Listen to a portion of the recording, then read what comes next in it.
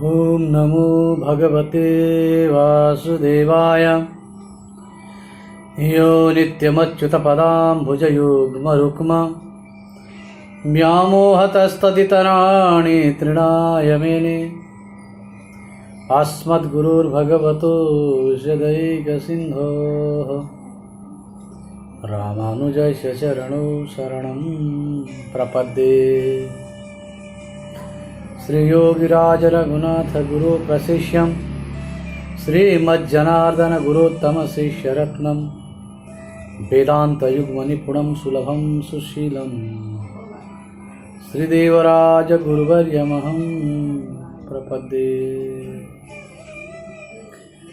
कृष्णाय वासुदेवाय देवकी नंदनाय च नन्दगोपकुमाराय गोविन्दाय नमो नमः। ध्येयं सदा परिभवग्नमभीष्टदोहं तीर्थास्पदं शिवविरिञ्चिनुतं शरण्यं भृत्यर्तिहं प्रणतपालभवाब्धिपूतं वन्दे महापुरुषते चरणारविन्दम्।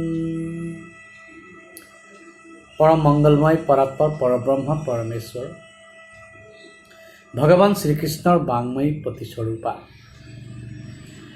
भागवत महापुराणर भागवत कथा बुली जाक आमि कওঁ। भगवान नारायणर बांगमयी प्रतिस्वरूपा এই भागवत शास्त्रभागीर पंचम स्कंधर शेषर फाले आमि पाইছোহি। আজি पंचम स्कंध प्राय सम्पूर्ण হ'ব। আকৌ ইয়াৰ পিছৰ ভিডিঅ'টোত আমি আকৌ ষষ্ঠম স্কন্ধৰ বৰ্ণন আমি শুনিম। পঞ্চম স্কন্ধত এতিয়ালৈকে আমি বিভিন্ন ধৰণৰ বৰ্ষৰ বৰ্ণন শুনিলোঁ, যেনেকৈ হৰিবৰ্ষ খণ্ড, কেতুমাল খণ্ড, ৰম্য খণ্ড, হিৰণ্ময় খণ্ড, উত্তৰ কুৰু খণ্ড, কিম্পুৰুষ খণ্ড, অজনাব খণ্ড। আৰু সেই অজনাব মানে হ'ল ভাৰতবৰ্ষ। আৰু এই ভাৰতবৰ্ষৰ বৰ্ণন, মহিমাৰ বৰ্ণন স্বৰ্গত থকা দেৱতাসকলেও বৰ্ণন কৰিছে, কাৰণ এই ভাৰতবৰ্ষতেই ভগৱান নাৰায়ণেও যুগে যুগে অৱতাৰ লয় আৰু এই ভাৰতবৰ্ষতেই অৱতাৰ লৈ আকৌ বৈকুণ্ঠ ধামত যায় আৰু ভগৱানৰ ভক্তি কৰিয়েই ভাৰতবৰ্ষতেই মানুহে মুক্তিৰ পথ পাই লয়। আৰু সেই ভাৰতবৰ্ষত বিভিন্ন ধৰণৰ পাহাৰ পৰ্বতবিলাকৰ বৰ্ণন, নদী হ্ৰদবিলাকৰ বৰ্ণন, যেনেকৈ নদীবিলাকৰ নাম কৈছে চন্দ্ৰবাসা, তাম্ৰপৰ্ণী, অৱতোটা, কৃতমালা, গয়াবশী, কাবেৰী, বেণু ইত্যাদি ইত্যাদি, ভীমৰথী, গোদাবৰী, এনেকৈ পাহাৰবিলাকৰ নামবোৰ ইয়াত উল্লেখ কৰিছে। মলয়, मंगलप्रस्थ, मैनाक, त्रिकुट, ऋषभ, ककुट, कोल्लुक, शय, श्रीशैल, वेंकट, महेन्द्र, गोवर्धन, এইবিলাক পাহাৰৰ দিব্য দিব্য পাহাৰৰ নামবিলাক উল্লেখ কৰি ইয়াত শেষত দেৱতাসকলে এষাৰ কথাই কৈছে যে আমি বৈকুণ্ঠত যাব বিচাৰোঁ, কিন্তু আমি চিধাই স্বৰ্গৰ পৰা বৈকুণ্ঠ যাব নোৱাৰোঁ। বৈকুণ্ঠত ভগৱানৰ সেই দিব্যধাম যদি যাব লাগে, তেতিয়াহ'লে ভাৰতবৰ্ষত মানুহে জন্মগ্ৰহণ কৰি ভগৱানৰ আশ্ৰয় গ্ৰহণ কৰি শৰণত গৈ শৰণাগত বৎসল ভগৱান নাৰায়ণৰ শৰণত গৈ হে আমি আকৌ বৈকুণ্ঠ যাব পাৰিম। আমি স্বৰ্গৰ পৰা চিধাই বৈকুণ্ঠলৈ যোৱা কোনো সুবিধা নাই। সেইকাৰণে গীতাটো কৈছে চিনে পুণ্যে মৰ্তে লোকম বিশান্তি। পুণ্য শেষ হ'লে মানুহে পৃথিৱীত আহিবই লাগিব, আৰু যদি ভাল কাম কৰিছে তেতিয়াহ'লেহে ভাৰতবৰ্ষত জন্মগ্ৰহণ কৰিব, তাৰপিছত তেওঁৰ মুক্তি হ'ব। শেষত শ্লোক ফাঁকি কৈছে নয়ত্ৰ যজ্ঞেশা মখা মহোৎসৱা সুৰেশ লোকো পিনশৈবেশ সেব্যতাম নয়ত্ৰ বৈকুণ্ঠ কথা সুধাপগা ন সাধবো ভাগৱতস্তদাশ্ৰয়। ভাগৱতৰ আশ্ৰয়, ভাগৱতৰ ভগৱানৰ ভক্তসকলৰ আশ্ৰয় আমি ইয়াতেহে পাম, ভাৰতবৰ্ষতেহে পাম। ভক্তসকলৰ আশ্ৰয় গ্ৰহণ কৰিলেহে আমি ভগৱানক পাব পাৰিম। এনেকৈ বাকী 6 প্ৰকাৰৰ দ্বীপৰ ইয়াত উল্লেখ কৰিছে, যিবিলাক দ্বীপ ভাগৱত পঞ্চম স্কন্ধৰ শেষৰ ফালে বৰ্ণন কৰিছে। সেই দ্বীপসকলত এটা হ'ল জম্বুদ্বীপ, যাক ভাৰতবৰ্ষ বুলি কোৱা হয়, আৰু বাকী দ্বীপবিলাকৰ নাম উল্লেখ কৰিছে। প্লক্ষাদ্বীপ, শালমলী দ্বীপ, কুশদ্বীপ, ক্ৰৌঞ্চদ্বীপ আৰু পুষ্কৰদ্বীপ। এনেকৈ এই দ্বীপবিলাকৰ বৰ্ণন কৰাৰ পিছত বিভিন্ন গ্ৰহ নক্ষত্ৰৰ স্থিতিবিলাকো তেওঁ ইয়াত বৰ্ণন কৰিছে, যেনেকৈ চন্দ্ৰ, শুক্ৰ গ্ৰহ আদিৰ স্থানবিলাক বৰ্ণন কৰিছে। ধ্ৰুৱলোকৰ বৰ্ণন কৰা আছে, শিশুমাৰ চক্ৰৰ বৰ্ণন কৰিছে।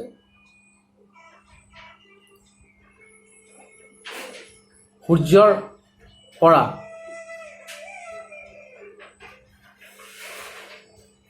৩৮ কোটি যোজন ওপৰত ধ্ৰুৱলোক বিদ্যমান হৈ আছে, আৰু তাৰ মাজত সপ্তৰ্ষিসকলৰ এটা লোক আছে। সপ্তৰ্ষিসকলৰ মাজত মানে সূৰ্যলোক আৰু ধ্ৰুৱলোকৰ মাজত সপ্তৰ্ষিসকলৰ লোক আছে। সপ্তৰ্ষিসকলৰ লোকৰ পৰা 13 লাখ যোজন ওপৰত ধ্ৰুৱলোক আছে, আৰু সেই ধ্ৰুৱলোকৰ বৈষ্ণৱসকলে সদায় স্তুতি কৰে। বেদতো আছে তাৰ বিষয়ে, যাক আমি ভগৱানৰ পৰম পদ বুলি আমি কওঁ। যত বিষ্ণু পৰমম পদাম সদা পশ্যন্তি সূৰয়ঃ, যত বিষ্ণু পৰমম পদম, যিটো ভগৱান নাৰায়ণৰ বিষ্ণুৰ পৰম পদ। ইয়াত পশ্যন্তি সূৰয়ঃ, সূৰয়ঃ মানে বৈষ্ণৱ ভক্তসকলে যাক সদায় ইচ্ছা কৰি থাকে, বিচাৰি থাকে। সেই ধ্ৰুৱলোকৰ বৰ্ণন কৰাৰ পিছত, আৰু সেই ধ্ৰুৱলোকত উত্তানপাদৰ পুত্ৰ সেই ধ্ৰুৱৰ তাত বিৰাজমান হৈ আছে। আৰু এনেকৈ অগ্নি, ইন্দ্ৰ, প্ৰজাপতি, কশ্যপ আৰু ধৰ্মই এই সকলোৱেই সেই বিষ্ণুৰ পৰম পদ, যাক ধ্ৰুৱলোক বুলি কোৱা হয়, তাক সদায় পৰিক্ৰমা কৰি থাকে, সদায় পৰিক্ৰমা কৰি থাকে। এনেকৈ ধ্ৰুৱলোকৰ পৰা 1 কোটি যোজনৰ ওপৰত মহৰলোক, মহৰলোকৰ পৰা জনলোক 2 কোটিৰ ওপৰত, যোজন ওপৰত, কমেও সূৰ্যৰ পৰা সত্যলোক 23 কোটি 3 লাখ যোজনৰ দূৰত্বত আছে বুলি ইয়াত উল্লেখ কৰিছে। আৰু সত্যলোকৰ পৰা প্ৰায় 1 কোটি 61 লাখ যোজন দূৰত সূৰ্য অৱস্থিত বুলি উল্লেখ কৰিছে। আৰু এনেকৈ পৃথিৱীৰ পৰা, এতিয়া ওপৰৰ বৰ্ণন এৰি এতিয়া পৃথিৱীৰ তলৰ বৰ্ণন কৰিবলৈ আৰম্ভ কৰিছে। পৃথিৱী যেনেকৈ ভূৰ ভুৱ স্বহ জন মহ তপ ওপৰ হ'ল, এতিয়া তলৰ লোকবিলাক, যাক আমি অতল, বিতল, সুতল, তলাতল, মহাতল, ৰসাতল, পাতাল বুলি যেনেকৈ আমি পাওঁ, সেইবিলাকত কৈছে পৃথিৱীৰ পৰা 10 হাজাৰ যোজন তলত অতল, তাত 10,000 তলত বিতল, তাৰ তলত 10,000 তলত সুতল, এনেকৈ অতল, বিতল, সুতল, তলাতল, মহাতল, ৰসাতল এইবিলাকৰ বৰ্ণন কৰিছে। আৰু সেই সকলো স্থানতে কাৰ কাৰ নিবাস হয়, ইয়াত ভাগৱতৰ পঞ্চম স্কন্ধৰ 24 অধ্যায়ত উল্লেখ কৰিছে।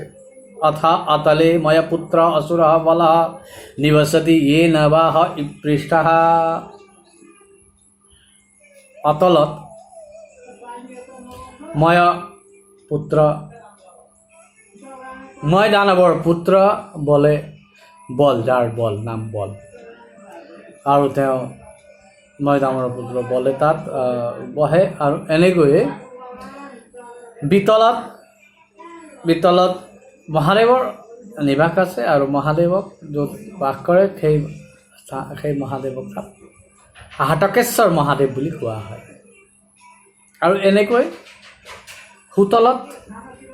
সুতলত হ'ল আপোনাৰ বিৰোচনৰ পুত্ৰ বলিয়ে য'ত বাস কৰে। ভগৱান বামনৰ পৰা বিৰাট ৰূপ ধাৰণ কৰি ভগৱানে তাত থাকিবলৈ আৰম্ভ দিছিল বলিৰজাক। আৰু এনেকৈয়ে বলিৰজাক দিয়াৰ পিছত চতুৰ্থত আহিল অতল, বিতল, আৰু আহিল তলাতলত স্বয়ং মই দানৱে নিবাস কৰে।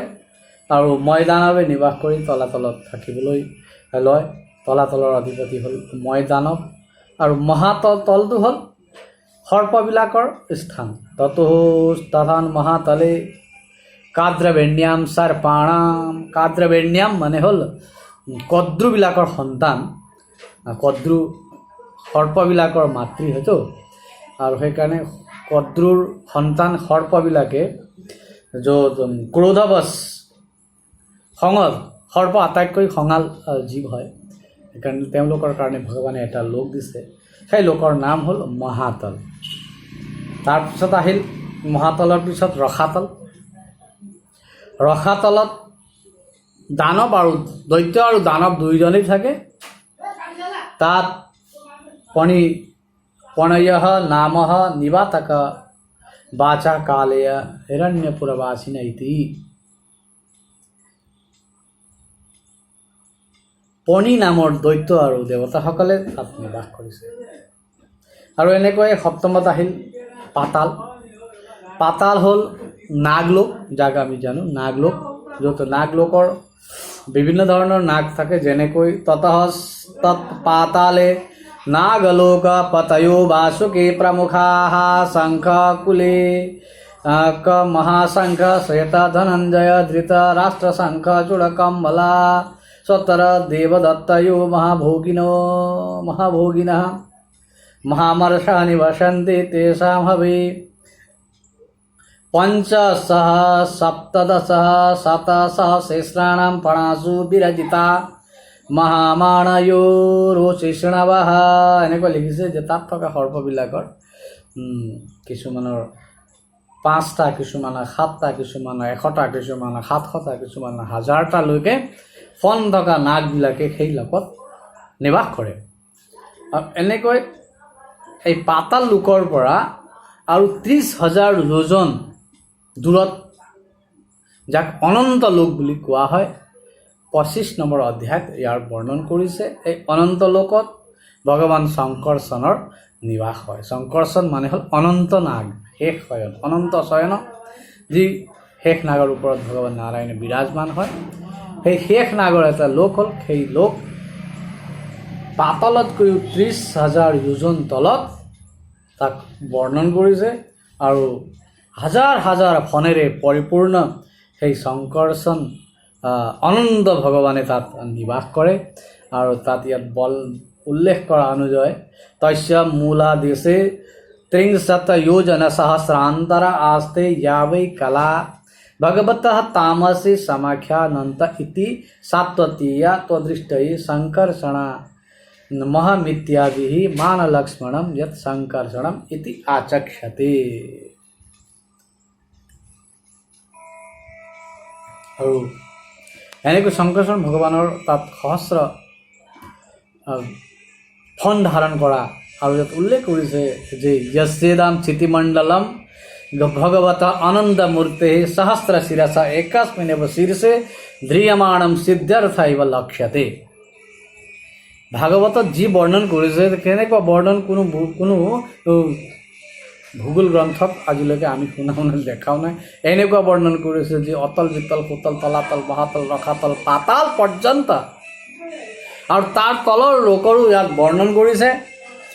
আৰু তাৰ তলত লোকত বৰ্ণন কৰি কি লিখিছে যে সহস্ৰ শিৰসা একস্মিনেব শীৰ্ষাণি, হাজাৰ হাজাৰ শিৰৰ ওপৰত সেই অনন্ত ভগৱানৰ হাজাৰ হাজাৰ শিৰৰ ওপৰত এটা শিৰত শীৰ্ষাণি শিৰত ধ্ৰিয়মাণম সিদ্ধাৰ্থ ইব। সিদ্ধাৰ্থ মানে হ'ল সৰিয়হ, সৰিয়হৰ গুটি যিমান সৰু, তেনেকৈ যেন ব্ৰহ্মাণ্ডখন, পৃথিৱীখন ভগৱানৰ অনন্ত ভগৱানৰ শিৰত বিৰাজমান হৈ আছে। ইমান সৰু স্বৰূপ আৰু ইমান বিৰাট স্বৰূপ অনন্তৰ।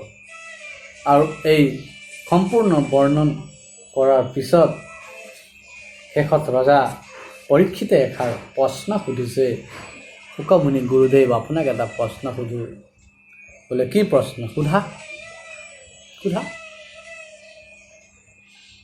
তেতিয়া তেওঁ ক'লে नरका नाम भगवान किम देश विशेष अथवा बहिस्त्रिलोक्य औस्विदंतराला इति गद्यत আছে তো শ্লোক নাই খুলিছে নৰকা নাম হে ভগৱান এই নৰক বোলা বস্তুটো কি বাৰু নৰক মানে কি দেশা বিশেষ কোনোবা দেশৰ নাম নেকি অথবা বহিস্ত্ৰিলোক্য বা এই ত্ৰিলোকৰ ত্ৰিলোক মানে ভূৰ্ভুৱঃ এই তিনি লোকৰ বাহিৰৰ বস্তু মানে ভিতৰৰ বস্তু এই বস্তু আমাক বুজাই দিয়ক নৰক বোলা কোনোবা স্থান আছেনে নাই তাত কোনোবা গৈছেনে নাই কিহৰ কাৰণে ইয়াৰ কথা মানুহে কয় নৰকৰ নিচিনা দুখ পাব লাগিব নৰকৰ কষ্ট দিয়ে কি এইটো কেৱল মানুহক ভয় দেখুৱাবৰ কাৰণেহে মানুহে মুখে মুখে ওলোৱা কথা মানে শাস্ত্ৰত কৰবাৰ ইয়াৰ বিষয়ে বৰ্ণনা আছে তেতিয়া ঋষিৰ উবাচ ঋষি মানে হ'ল শুকমুনিয়ে ক'লে अंतराला एव त्रिजगत्यासु दिशि दक्षिणा श्यामधस्ता मूर्धे रूपवष्टिस्ताश्च अंतराला एव त्रिजगत्सु তিনিও জগতৰ ত্ৰিভুৱনৰ ভিতৰতে ইয়াক আমি পাব পাৰোঁ আৰু ই ক'ত অৱস্থিত যে উল্লেখ কৰি কৈছে যে ব্ৰহ্মাণ্ডৰ ভিতৰতে থকা ই পাতালৰ পৰা দক্ষিণ দিশত পাতালৰ পৰা এই দক্ষিণ দিশত অৱস্থিত আৰু পৃথিৱীৰ তলত পানীৰ ওপৰত এই অৱস্থিত আৰু এই দিশতে অগ্নিসাত্য আৰু পিতৃগণবিলাকে বাস কৰে আৰু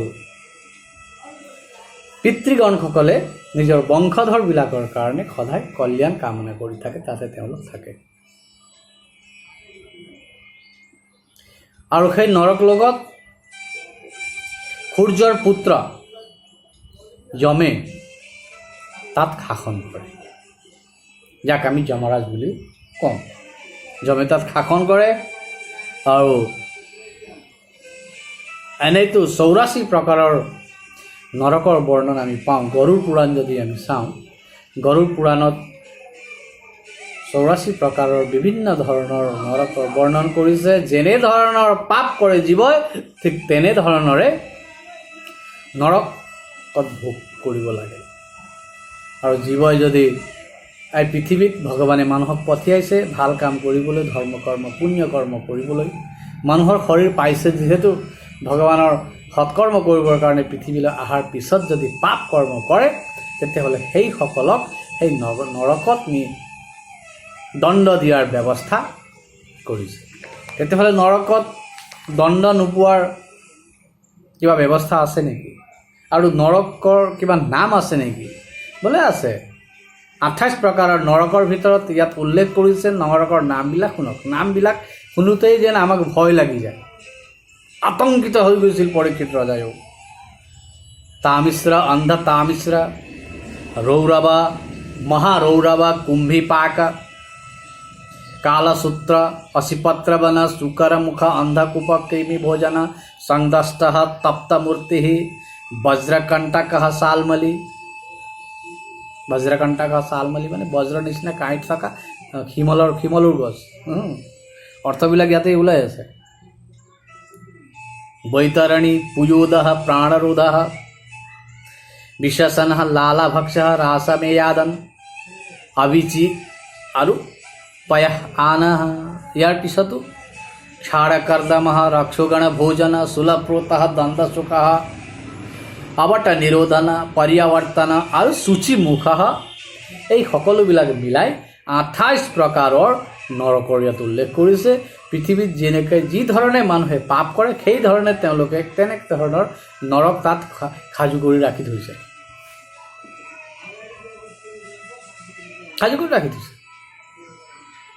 আৰু কোনোবাই যদি বেলেগৰ সম্পত্তি বেলেগৰ স্ত্ৰীক অপহৰণ কৰে সেইবিলাকক তামিশ্ৰ নৰকত নি পেলাই দিব বেলেগৰ মাটি সেইফালে কাঢ়ি লৈ যায় সেইবিলাকক অন্ধতা আমিশ্ৰত অন্যায় অত্যাচাৰ কৰা জীৱসকলক জীৱবিলাকক অন্যায় অত্যাচাৰ কৰা অতিথিবিলাকক অপমান কৰা সেইবিলাকৰ কাৰণে কালসূত্ৰ কুম্ভীপাক সেইবিলাকৰ নৰকৰ ইয়াত বৰ্ণন কৰিছে। এনেকৈ সকলে এইবিলাক নৰকৰ পৰা বাচিবলৈ কিবা উপায় আছেনে প্ৰভু? তেতিয়া পৰীক্ষিত ৰজাই এই প্ৰশ্নৰ শুকদেৱে সুধি বহুত সময় ভাবি চিন্তা কৰি ক'লে বোলে উপায় আছে, কিন্তু সেই প্ৰায়শ্চিত্ত কৰাৰ পিছত আকৌ দুনাই পাপ কৰিব নালাগে, তেতিয়াহে সেই বস্তুটোৱে কাম কৰিব। বোলে কি প্ৰায়শ্চিত্ত? কেনেধৰণৰ প্ৰায়শ্চিত্ত? বোলে শাস্ত্ৰত বৰ্ণন কৰিছে যে যেনেধৰণৰ পাপ কৰ্ম কৰা যায় তেনেধৰণৰ প্ৰায়শ্চিত্ত শাস্ত্ৰই উল্লেখ কৰিছে। শাস্ত্ৰবিলাক লুটিয়াই চালে পাপবিলাকৰ প্ৰায়শ্চিত্তৰ বৰ্ণন তাত পোৱা যায় এটা এটাকৈ।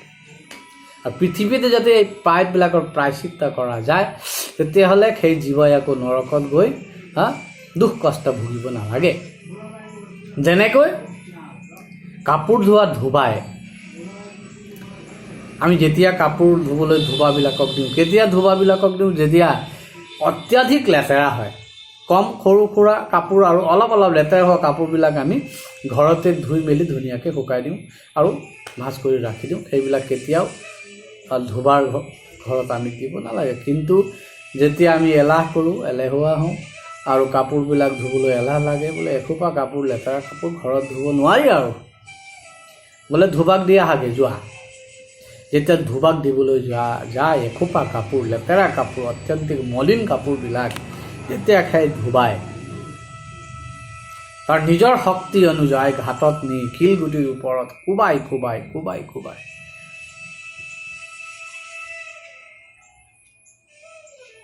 চাফা কৰি দিয়ে। আৰু ঘৰত ধোৱা কাপোৰ যদি এবছৰ যায়, ধুবৈৰ হাতত ধোৱা কাপোৰবিলাক 6 মাহতে ছিঙি যায়, ফালি যায়। কাৰণ তেওঁলোকে কোনো যত্ন নকৰে, নিজৰ কাপোৰ নহয়। তেনেকৈ আমি নিজৰ পাপবিলাক যদি ঘৰতে থাকি যদি ঘৰত আমি প্ৰায়শ্চিত্ত কৰোঁ আৰু প্ৰায়শ্চিত্তৰ ফলত ভগৱানক সমৰ্পণ কৰোঁ, কায়েন বাচা মনসেন্দ্ৰিয়েৰ বা বুদ্ধ্যাত্মনা বা প্ৰকৃতিৰ স্বভাৱাৎ কৰোমি যদ্যৎ সকলম পৰস্मै নাৰায়ণায়েতি সমৰ্পয়ামি। ভগৱান সকলোকে আমি বেয়া কাম কৰিলোঁ সেইকাৰণে প্ৰায়শ্চিত্ত কৰিব। ভগৱান নাৰায়ণৰ শৰণত গৈ নাৰায়ণক যদি সমৰ্পণ কৰা যায় সেই প্ৰায়শ্চিত্তবিলাক, তেতিয়াহ'লে সি আকৌ নৰকত যাব নালাগে। কিন্তু এলাহ কৰি যদি প্ৰায়শ্চিত্তও নকৰে, ভগৱানৰ ভক্তিও নকৰে, তেতিয়াহ'লে আৰু নৰক মানে হ'ল ধুবি ঘাট। যেনেকৈ ধুবিয়ে ঘাটত নি কোবাই কোবাই কাপোৰবিলাক ফালি যোৱাকৈ চাফা কৰি দিয়ে, তেনেকৈ নৰকতো এই জীৱাত্মাই দুখ পাব লাগিব। নৰক মানে হ'ল নৃণাতি ক্লেশম প্ৰাপয়তি, জীৱবিলাকক কষ্ট দিয়া স্থানকেই নৰক বুলি কোৱা হয়। নৃ প্লাছ বুন প্ৰত্যয়। সেইকাৰণে নৰকক ধুবিৰ কাপোৰ ধোৱা ঘাট বুলি উল্লেখ কৰিছে। সেই তাৰ পৰা যদি আমি বাচিব লাগে তেতিয়াহ'লে আমি প্ৰায়শ্চিত্ত কৰিব লাগিব। কিন্তু প্ৰায়শ্চিত্ত কৰাৰ পিছত দুনাই আমি পাপ কৰিব নালাগে, সেইষাৰ কথাও আমি মনত ৰাখিব লাগিব। দৃষ্টা সুতাভ্যাম যৎ প্ৰাপম জানন্যাত্মা ন মোহিতম কरोति ভূয়ো বিবশঃ प्रायश्चित्तो मतो कथम प्रायश्चित्तमे पार्थम मन्ये कुंजर शौचवत। প্ৰায়শ্চিত্ত কৰা আৰু পাপ কৰা প্ৰায়শ্চিত্ত কৰা, বেলেগক পাপ কৰা, কষ্ট দিয়া আৰু গংগাত গৈ আকৌ গা ধোৱা, আকৌ আহিলা আকৌ পাপ কৰিব আৰম্ভ কৰিলা। যেনেকৈ কোনোবা হাতীক যেন গা ধুৱাই দিয়াৰ নিচিনাই হ'ল। হাতীক হেনো গা ধুৱাই দিলে হাতীটোৱে আকৌ বাহিৰত আহি জংঘল দিছোঁ গোবৰ জাবৰ নিজৰ গাত আকৌ ছটিয়াই লয়।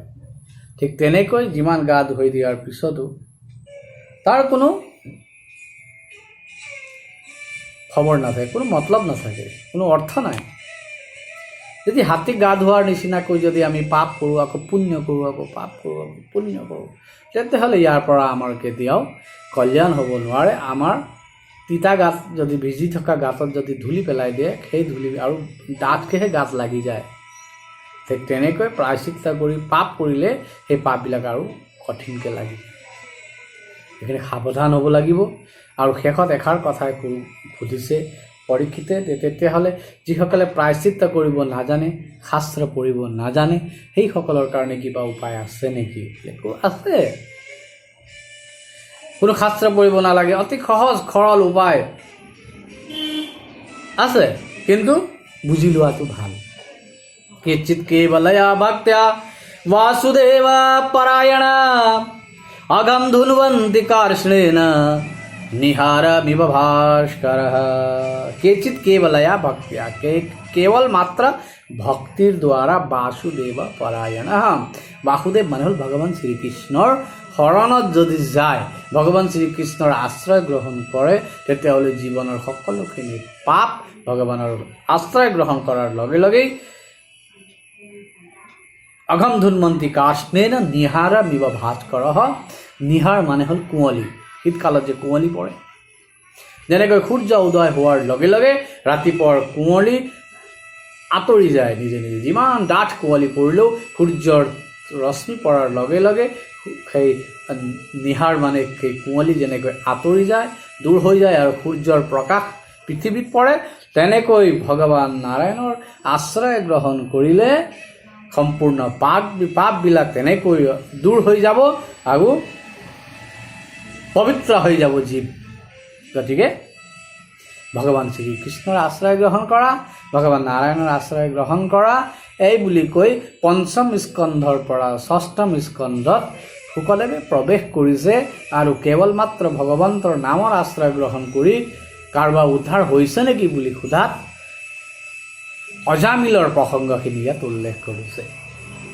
পঞ্চম স্কন্ধৰ পৰা ষষ্ঠ স্কন্ধত প্ৰৱেশ কৰিবৰ কাৰণে কিমান ধুনীয়া প্ৰসংগ বেদ ব্যাসে ভাগৱতত মিলাইছে।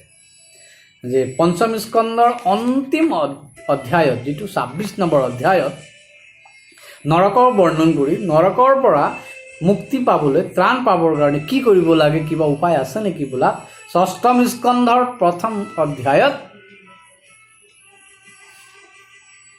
অজামিলৰ উপাখ্যান তেওঁ বৰ্ণন কৰিছে। চাওক, সেই গতিকে অজামিলৰ উপাখ্যান কি হয়, আৰু এই অজামিলৰ উপাখ্যানক ভগৱান নাৰায়ণৰ সেই গুণানুকীৰ্তনক মহাপুৰুষ শ্ৰীমন্ত শংকৰদেৱ গুৰুজনায়ো তেওঁ কীৰ্তন ঘোষাত ধুনীয়াকৈ উল্লেখ কৰিছে।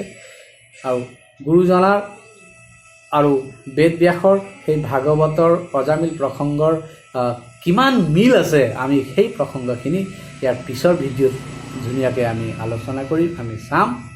সেইকাৰণে আজিৰ কাৰণে আজি ইমানেই। পিছৰ ভিডিঅ'টোত আমি অজামিল উপাখ্যান অৰ্থাৎ ষষ্ঠম স্কন্ধৰ পৰা আমি আৰম্ভ কৰিম, য'ত 19 অধ্যায় আছে। আৰু ভাগৱতৰ লক্ষণৰ পোষণ লক্ষণ, যিটো এই পোষণ লক্ষণ অন্তৰ্ভুক্ত হৈ থকা ষষ্ঠম স্কন্ধৰ আমি আকৌ আলোচনা কৰিম। গতিকে আজিৰ কাৰণে আমি ইমানতেই এৰিছোঁ। সকলোৰে মংগল হওক, সকলোৰে শুভকামনা চিন্তা কৰি সৰ্বে ভৱন্তু সুখিনঃ, সৰ্বে সন্তু নিৰাময়া, সর্বে ভদ্রাণি পশ্যন্তু মা কশ্চিৎ দুঃখভাগ্ ভবেৎ। ওম শান্তি শান্তি শান্তি। নমো নমঃ।